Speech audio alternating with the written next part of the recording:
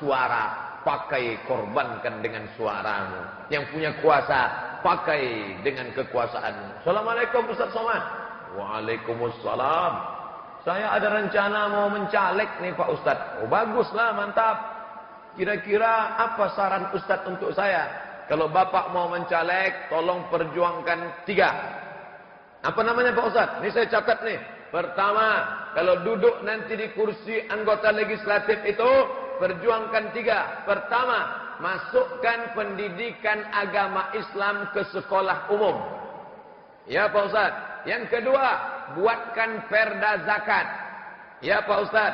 Yang ketiga, buatkan perda berbusana muslimah. Ya Pak Ustaz. Alhamdulillah. Sejak itu sampai sekarang tak ada nelpon lagi.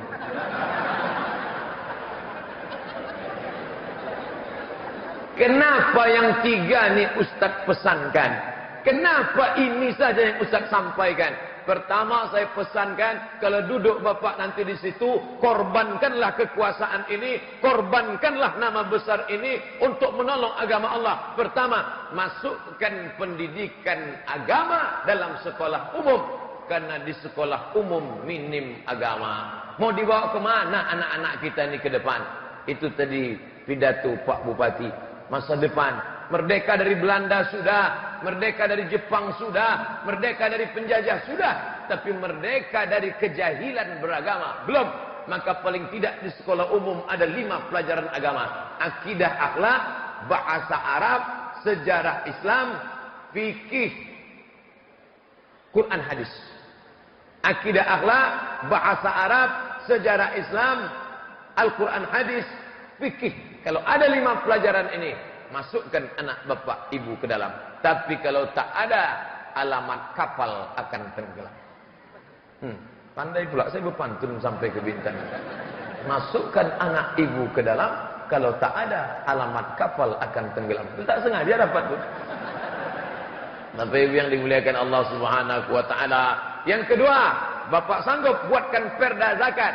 Kenapa? Karena zakat inilah yang akan menolong perekonomian umat. Umat ini tidak akan bangkit hanya sekedar kasihan. Banyak orang kasihan. Asal nengok orang susah, kasihan.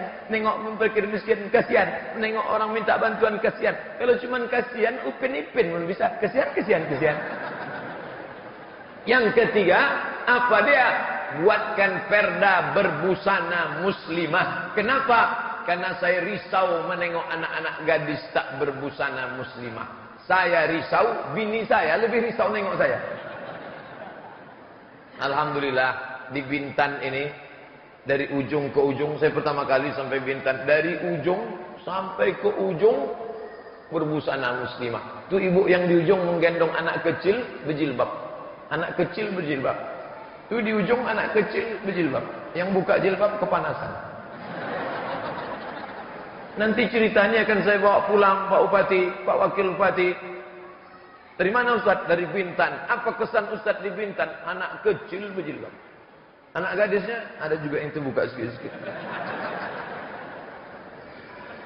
Kesadaran dibangun dari bawah lewat ceramah, pengajian ibu-ibu, pengajian wirid yasin, suami menasihati istri, guru menasihati pelajar di sekolah dari bawah. Tapi dia harus diikat dari atas. Lewat apa? Perda, peraturan daerah. 5 tahun duduk.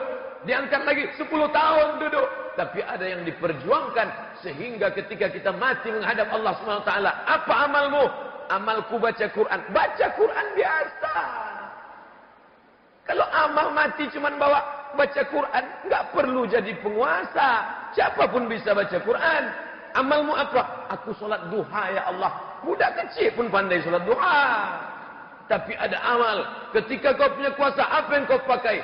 Aku bisa menolong agamamu ya Allah. Dengan kekuasaan yang ada. Alhamdulillah. Dibuatlah program namanya Maghrib Mengaji.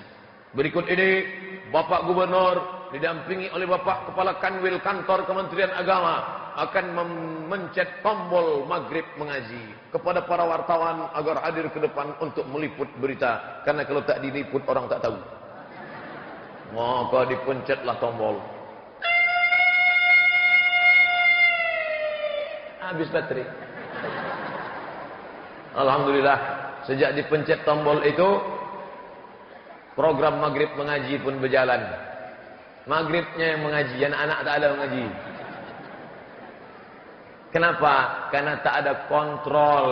Ada program, ada pengawasan, ada punishment, hukuman. Siapa saja bapak ibu yang membiarkan anaknya berkeliaran pada waktu maghrib sampai isya, maka dia akan ditangkap, maka dia akan dihukum, maka dia akan dirazia, maka dia akan dibeginikan, maka dia akan dibegitukan.